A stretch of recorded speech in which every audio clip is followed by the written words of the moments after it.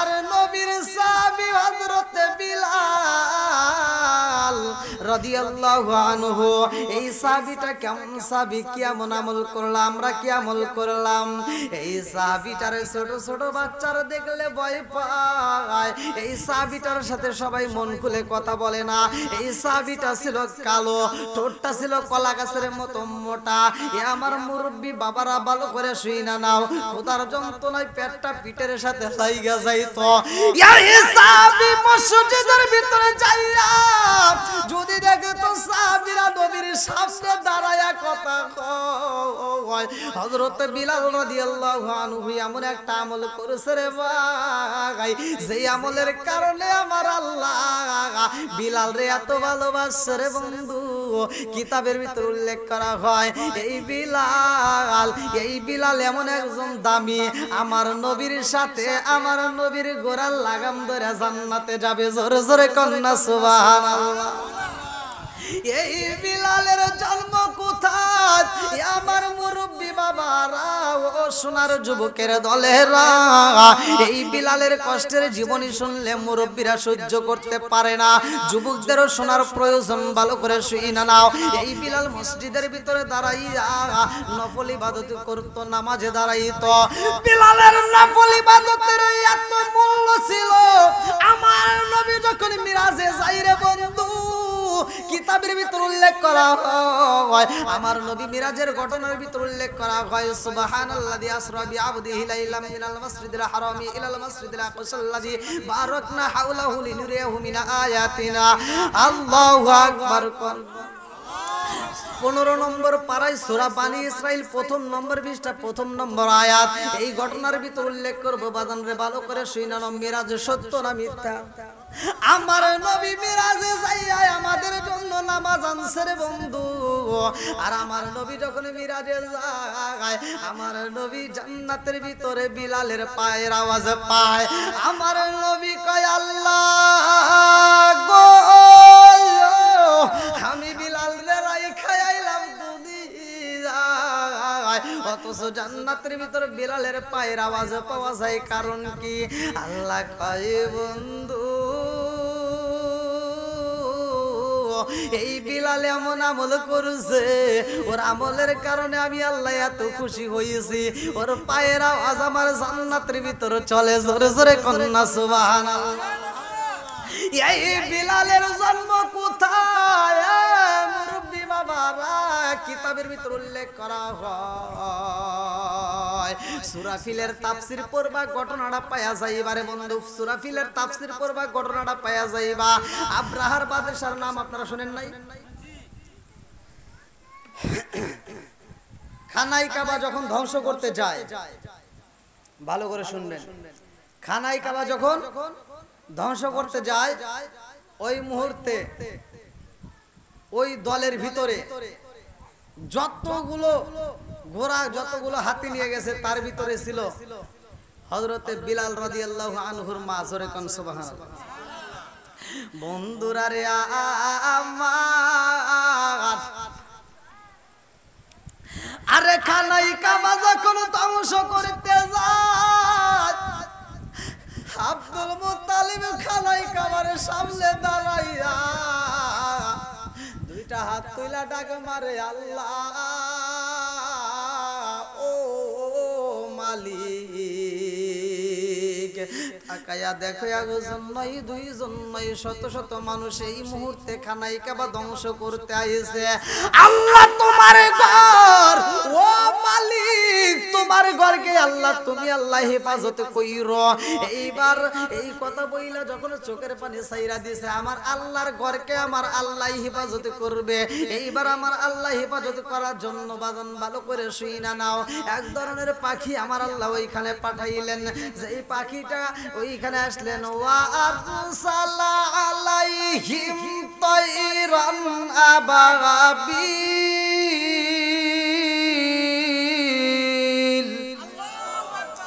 আরে আবাবিল পাখিগুলো যখন আইছে রে, ছোট ছোট পাখি তাদের দুইটা পায়ের ভিতরে দুইটা পাথর, ঠোঁটের উপরে একটা পাথর। তাফসীরের ভিতরে উল্লেখ করা হয়, এক একজন লেখক এক এক ভাবে লিখছে, কেউ বলছে ঠোঁটের উপরে, কেউ বলছে পায়ের ভিতরে। এইবার কোন কোন তাফসীরকার উল্লেখ করছে ঠোঁটে একটা, দুই পায়ে দুইটা করে, এই মোটে এক একটা পাখি তিনটা করে পাথর নিয়ে রওনা দিচ্ছে। এই ছোট ছোট পাখি, ছোট ছোট পাথর যখন দুনিয়াতে ছাইরা দিছে রে বন্ধু, অনেক উটগুলো ওইখানে যত ছিল মারা যায়, ওইখানে হাতিগুলো যারা নিয়ে আসে সেই হাতিগুলো মারা যায়, মানুষও কিছু মারা যায়। এইবার আপনার বাদশার দলেরা এইবার যার যার মতো পালানো শুরু করে, কেউ বা ডাইনে, কেউ বা বামে, কেউ বা পিছনে, কেউ বা সামনে, এক একজন এক এক দিকে যখন পালাই রে বন্ধু। আর কিছু লোক পালাইতে পারে না, তারা বন্দী হয়ে যায়। এই বন্দীদের মধ্যে একজন ছিল হযরতে বিলালের মা। আল্লাহু আকবার। আরে বিলালের মা তো যুদ্ধ করতে যাই নাই, বিলালের মা দেখিতে গেছিল রে বন্ধু, দেখতে যায় বন্দী হয়ে গেছে রে বন্ধু। কিতাবের ভিতর উল্লেখ করা হয়, বিলালের মা যখন বন্দী হয়েছে, এইবার ওই এলাকার মানুষরা একজন আরেকজনের কাছে দেয়, বিলালের মায়ে এইবার কাজের বিটি বানাইয়া দিছে। এ আমার মুরব্বী বারা কত সংক্ষিপ্ত করে মুক্তাসারে মূল আলোচনা আমি আপনাদের মাঝে দিয়া যাব। হযরতে বিলালের মায়ের যখন ওই কাজের বিটি বানাইয়া আরে হুমায়ার বাড়ি দিছে রে ভাই। এইবার বিলালের মা, যেই মহিলা এত সুন্দর রূপবতী, এত সুন্দর গুণবতী, যেই মহিলা কোনোদিন নিজের কাপড় নিজে ধুই নাই, যেই মহিলা নিজের ভাত নিজে বাইরে খায় নাই, এত আদরের একটা মেয়ে এইবার বন্দী হইয়া এইবার অন্যের বাড়ির প্লেটের মাঝে অন্যের বাড়ি রান্না করে, অন্যের বাড়ি ঘর পরিষ্কার করে কাজের বিটি হইয়া গেছে। বিলালের মা যখন বন্দী হইয়া গেছে গো, এক একজন নেতা এক এক ভাবে কথা বলে। এইবার কোন কোন নেতা এসে কয়, নেতা গো, তোমার বাড়িতে যে মেয়েটা রাখছো, ওই মেয়েটারে যদি তুমি এইখানে রাইখা তোমার বাড়ির কাজের ছেলের সাথে বিয়া দাও, তাইলে তোমার ভালো হইব। কাজের ছেলের সাথে বিয়ে দিলে কাজের ছেলেও কাজ করবে, কাজের বিটিও কাজ করবে, তাহলে তোমার লাভবান হবে। আবার এই ঘর থেকে যে সন্তান হবে, এই সন্তানটাও তোমার ঘরে কাজের জন্য সুবিধা হবে। অর্থাৎ গোলামের বেটা গোলাম হবে। এইবার মুনি সে চিন্তা করলো, ঠিক এটাই করি।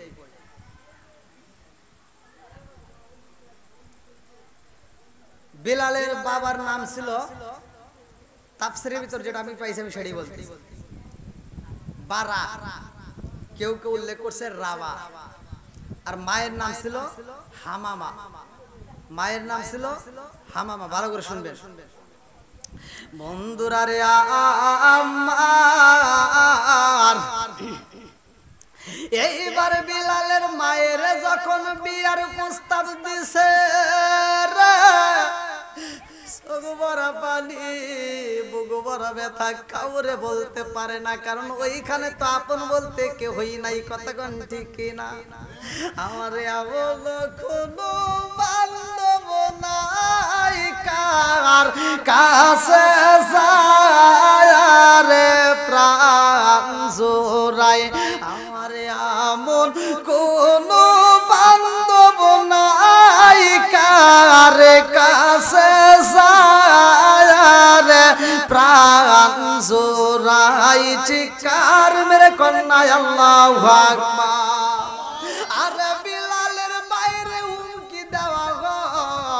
তুমি যদি এই কাজের ছেলের বিয়ে না করো, তোমারে হত্যা করা হইব। বিলালের মা দুইটা চোখ বড় পানি, কান্দে আর কয়, দেশের জনগণ ভালো করে শুই না নাও, তোমাদের মাঝে আমি বন্দী হয়ে গেছি, তোমরা আমারে কাজের বিটি বানাইছো, আবার এই মুহূর্তে তোমরা আমারে বিয়া দিতে চাও। আমার নিজের দেশে আমারে যাইতে দিলাম, আমার বাবার বাড়ি যাইতে দিলাম, আজকে আমারে কাজের বেটার সাথে আমারে বিয়ার প্রস্তাব দিলা। এইবার মেয়েটা চোখের পানি পালায়া কান্দে।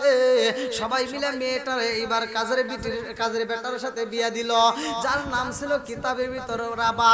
এইবার রাবার সাথে যখন বিয়া ঘরের ভিতর যাইয়া, বাসর ঘরে যাইয়া বিলালের মা দুইটা চোখের পানি পালায়া কান্দে গো। এইবারে স্বামী সামনে দাঁড়ায়া কয় ও মামা তুমি কেন চোখের পানি ফালাইয়া কান্দো কারণটা কি কারণটা কি মেয়েটা কাঙ্কার কয় আমি কেন কান্দে জানেন নি আজকে আমার বিয়া হইছে আমার মা জানে না আমার বাবা জানে না আমার আপন বলতে তো এই এলাকার ভিতরে কে হই নাই আমার বিয়া দিছে জোর কইরা এই মনের দুঃখে আমি কান্দি রাবা কয় ও হামা আমি তোমারে বিয়া করেছি বিদায় তুমি বুঝি কষ্ট পাইছো আমি তোমারে বিয়া করেছি বিদায় তুমি আমার কাছে কষ্টে আছো এইবার আমি তোমারে বইলা দিই আমি তোমারে মন থেকে কিন্তু বিয়া করতে চাই নাই আমি কেন করেছি জানো নি একটা মাত্র কারণে আমি তোমারে বিয়া করেছি বলে কি কারণ বলে হামারে তোমার জীবনে তোমার নিজের কাপড় নিজে ধৌত করো নাই নিজের খাউনটা নিজে কোনোদিন রান্না করো নাই আজকে তুমি বন্দি হওয়ার পরে এই এলাকার ভিতর বন্দি হওয়ার পরে তুমি কাজের বিটি হইয়া কত কষ্ট করো আমি এই জন্য তোমারে বিয়া করছি গো যাতে ওরা তোমারে কষ্ট না দেয় যাতে ওরা তোমারে দুঃখ না দেয় ওরা যেন তোমারে কান্দায় না আমি তোমারে বিয়া করছি ওরা যেন তোমারে আর কষ্ট না দেয় এইবার বিলালের মা কান্দে আরে কয়ে স্বামী গো আপনি আমারে এত ভালোবাসেন আমি বুঝতে পারি নাই রাবা কয়ে হে বিবি রে আমি মন থেকেই তোমারে ভালোবাসি তুমি যদি আমারে ভালো নাও বাসো তাতে কোনো দুঃখ নাই তবে সবাই যেন বুঝতে পারে আমি তোমারে বিয়া করেছি এই ঘরের ভিতর তুমি এক কোণে শুইবা আমি আর এক কোণে শুব তাতেও কোনো তোমার ডিস্টার্ব করবে না তোমার কোনো কষ্ট হবে না আমি কোনোদিন মানুষের কাছে বলবো না হামামা কয় হে স্বামী গো আমি বুঝা পালাইছি আপনি আমারে মন থেকে ভালোবাসা পালাইছেন যেই মানুষটাই আমারে ভালোবাসা কষ্ট থেকে বাঁচাইতে চায় এই মানুষটারে আমি দূরে রাখতে পারবো না জোরে জোরে কন্যা সুবহানাল্লাহ স্বামী আসে না আমার সামনে স্বামী আসেন আমার সামনে সনমের মতো দেখার লইতাম জীবনে স্বামী আসেন আমার সামনে সনমের মতো দেখার লইতাম জীবনে চিৎকার মেরে কন্যা আল্লাহু আকবার আরে বিলালের মা বাসর ঘরে দুইটা চোখের পানি পালাইয়া কান্দে আর এইবার আবার মাথায় হাত বুলাইয়া দেয় কান্দে আর কয়ে স্বামী গো আমার এইখানে তো আপন বলতে কেউ হই নাই আমার মা নাই বাবা নাই এইখানে তো আমার আপন বলতে কেউ হই নাই আমি আপনারে পাইছি স্বামী গো এই রাত্রিতে কথা দিলাম আপনাকে আমি আর ছাড়তে পারবো না জোরে জোরে কন্যা সুবহানাল্লাহ আরে স্বামী স্ত্রীর মহব্বত শুরু হয়ে গেছে রে ভাই লম্বা একটা ঘটনা সংক্ষিপ্ত করে আমি মূল পয়েন্টগুলো আপনাদের মাঝে বলতে চাই ওই ঘরে জন্ম হয় হযরতে বিলাল রাদিয়াল্লাহু আনহুর বিলালের জন্ম হয় রে ভাই লম্বা একটা ঘটনা বিলালের জন্ম হওয়ার কিছুদিন পরে বিলালের বাপটা অসুস্থ হয়ে যায় মালিকে ঠিকমতো খাইতে দেয় না রে বন্ধু এত কষ্ট দেয় বিলালের বাপটা অসুস্থ হয়ে মৃত্যু যায় এইবার মুনিবের কাছে যাইয়া কান্দে আর কয় মুনিব গো ও মুনিব গো আমি আপনার কাছে একটা কথা বলতে চাই আমি একটা ওসিয়ত করতে চাই মুনিব কয়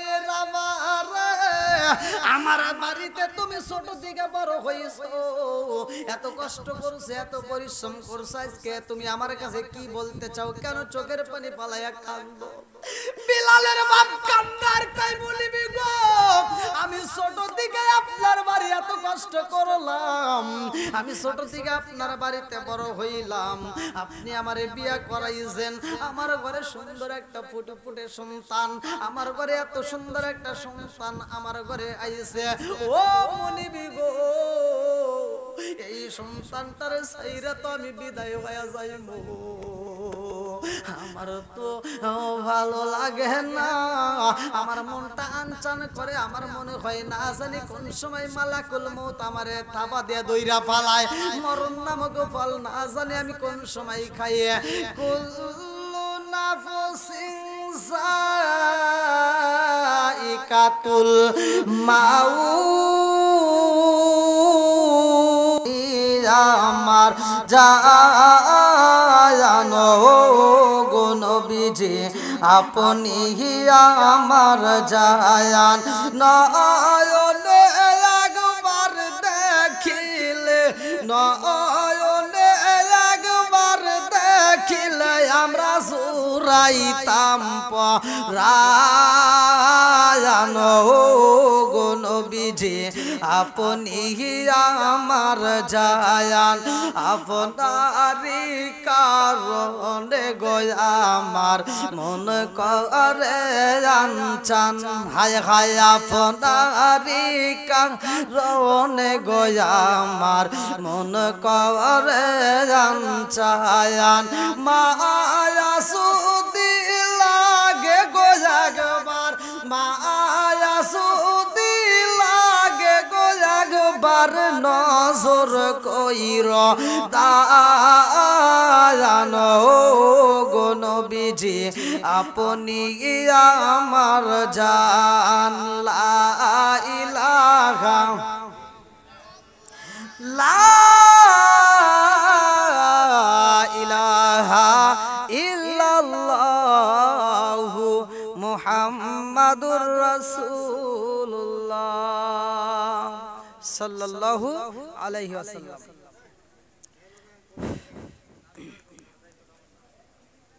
নাহমাদুল্লাহ হামদা শাকিরিন ওয়া নুসাল্লি ওয়া নুসাল্লিমু আলান নাবিয়্যিল উম্মি ওয়া আলা আলিহি ওয়া আসহাবিহি আজমাইন ওয়া বা'দা। আম্মা বাদ, সকল প্রশংসা মহান আল্লাহ তাআলার, যিনি আমাকে আপনাকে ভালোবেসে মায়া করে দয়া করে এত সুন্দর একটা পরিবেশে জান্নাতের বাগানে দুনিয়ার সমস্ত ফিতনা ফিসাদ হইতে বিরত রাখিয়া আমাদেরকে একত্রিত করলেন, মাহফিলে বসার জন্য সুযোগ দিলেন, এজন্য প্রাণ খুলিয়া শুকরিয়া আদায় করি। সবাই বলুন আলহামদুলিল্লাহ। আপনারা খুশি না বেজার?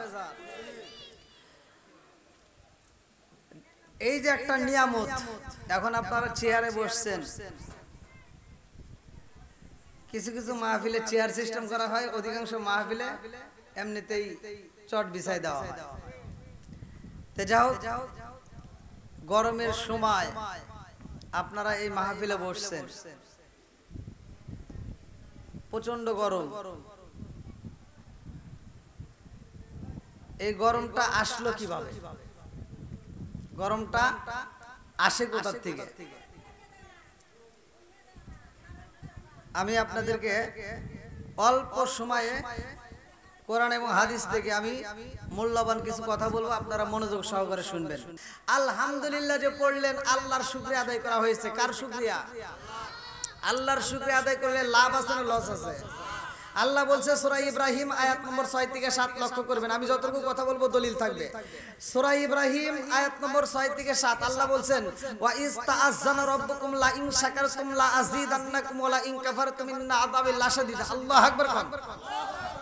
আল্লাহ বলছে যারা আমার নিয়ামত পাওয়ার পরে শুকরিয়া আদায় করবে, আমি আল্লাহ নিয়ামত বাড়ায় দেব, আর যারা শুকরিয়া আদায় করবে না, আমি আল্লাহ নিয়ামত ছিনায় নেব।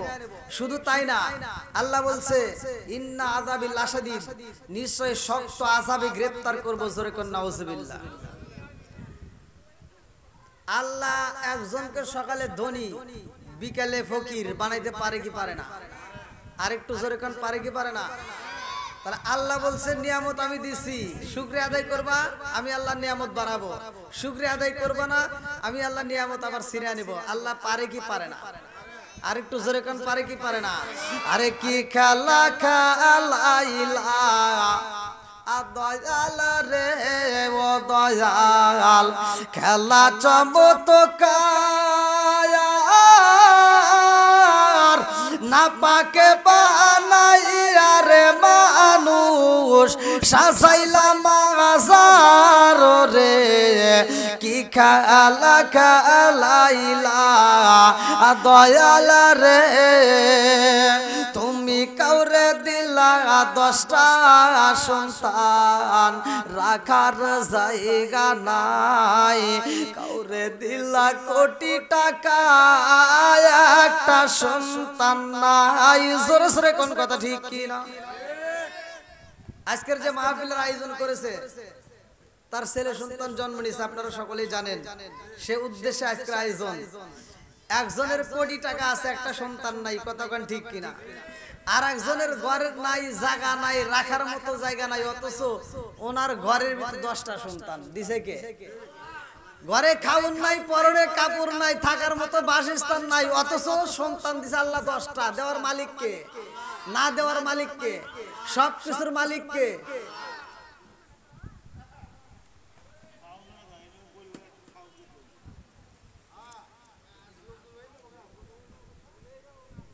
শত কোটি দরুদ ও সালাম বর্ষিত হোক আমার আপনার নবী, দয়াল নবী, মায়ের নবী, বিশ্বের মানবতা মুক্তির দিশারি আকায়ে নামজার তাজদার মদিনা আহমদ মুস্তাফা মুহাম্মদ মুস্তাফা, সকলেই বলুন সাল্লাল্লাহু আলাইহি ওয়াসাল্লাম।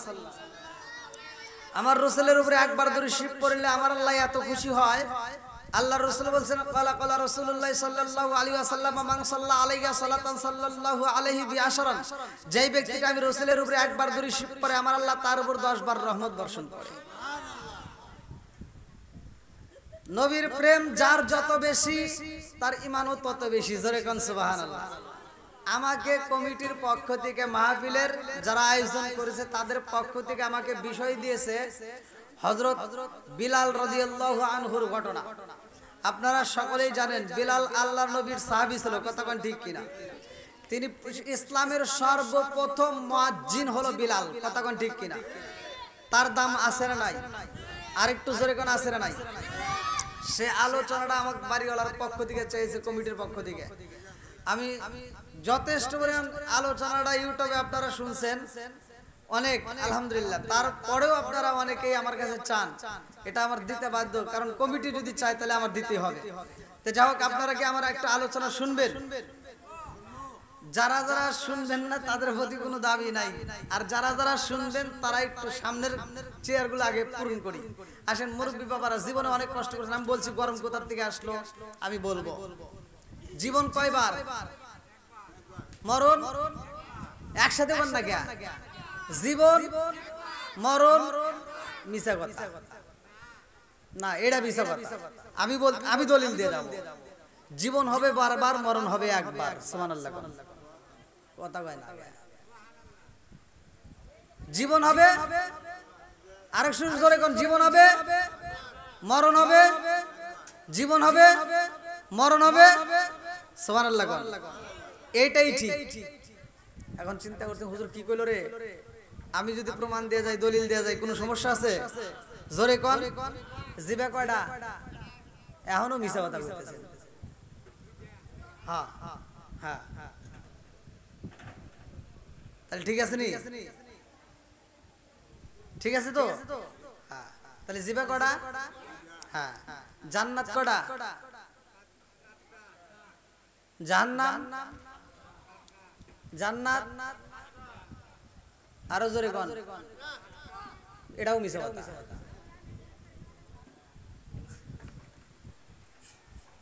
জান্নাত একটা, জাহান্নামও একটা। আমি যদি প্রমাণ দেই সমস্যা আছে? দলিল দিলে সমস্যা আছে? ভালো করে শুনে নেন। আপনাদের এই গ্রামে কি প্রাইমারি স্কুল আছে? এটা গরম বাজার নাকি নাম? ফকিরা মোড়, গরম বাজারের পাশে। হ্যাঁ হ্যাঁ, এবার আপনারা বলবেন, সত্য কথা বলবেন। আমি যতটুকু কথা বলবো আপনারা মনোযোগ সহকারে শুনবেন। এলাকায় প্রাইমারি স্কুল আছে? এই গ্রামে আছে? এই গ্রামে প্রাইমারি স্কুল কয়টা?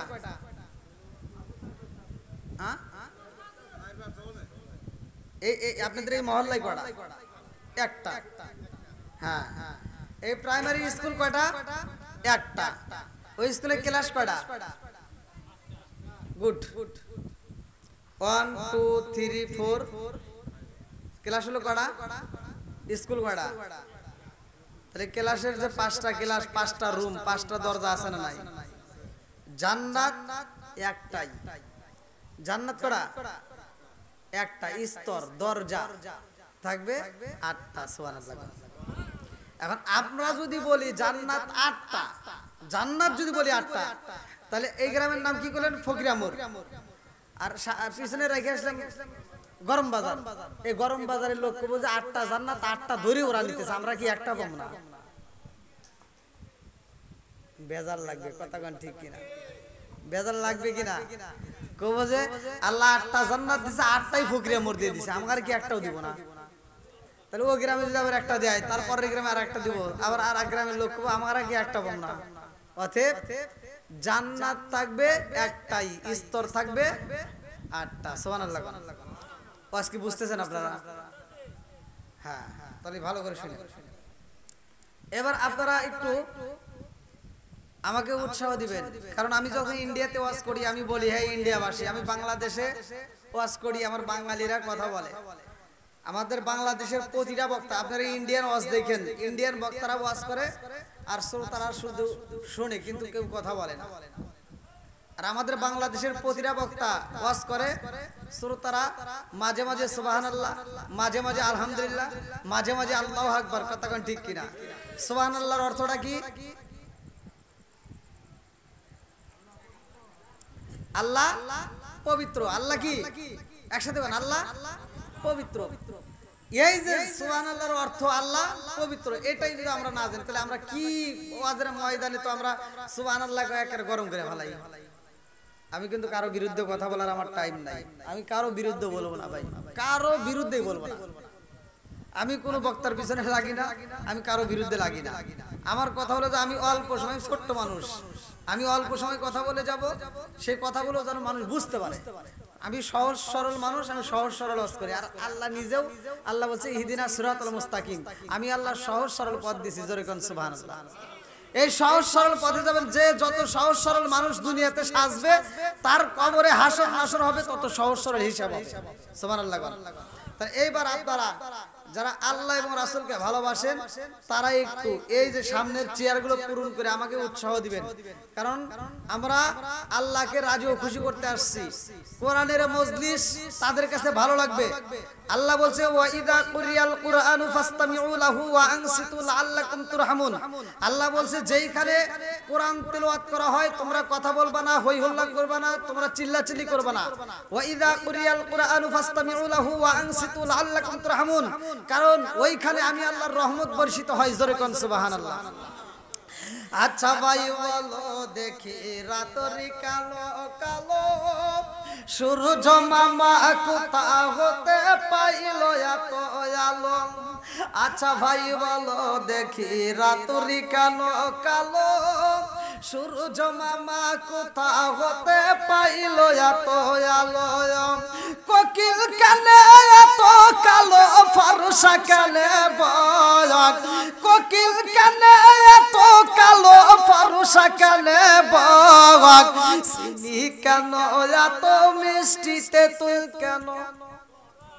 আরে ডিমগুলো সব একই রকম, পার্থক্য নাই উঠে। সাদা কালো বাচ্চাগুলো কেমন কইরা ফোটে। জোরে জোরে কন্যা সুবহানাল্লাহ।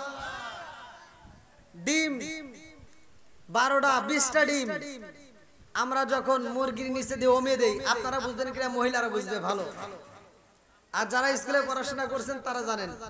এই যে 20টা ডিম দিলাম একটা মুরগির নিচে, মুরগি তা দিল 20টা ডিম, সব একই রকম। কথা কোন ঠিক কিনা?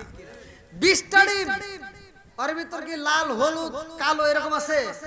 তাহলে 20টা ডিম আমরা একই ধরনের একই কালারের 20টা ডিম দিলাম। আমার আল্লাহর কি নিয়ামত, আল্লাহর কি সৃষ্টি! আল্লাহ তাআলা একই রকম ডিমের ভিতর থেকে দেখেন 20টা ডিমের ভিতর থেকে 5টা বাচ্চা দিছে লাল, 5টা দিছে সাদা, 3টা দিছে কালা, আর একটা দিছে ফুটনা ফুটনি, আর একটা দিছে গলা সিলুন্না, জোরে কোন সুবহানাল্লাহ। বানাইছে কে? পারে কে? একটা নেতার পিছনে আপনি 3টা ডিম দিয়ে রাখেন তো 1 বছর একটা বাচ্চা হইব? দেওয়ার মালিক, আরো জোরে কোন দেওয়ার মালিক, সবকিছুর মালিক আল্লাহু আকবার কোন। আরে কান দিয়া হযরত রে বেলাল, আরে হইয়া গেলে দেওয়ানা আমরা নবীর বিষয় সইতে যে পারি না। কান্দি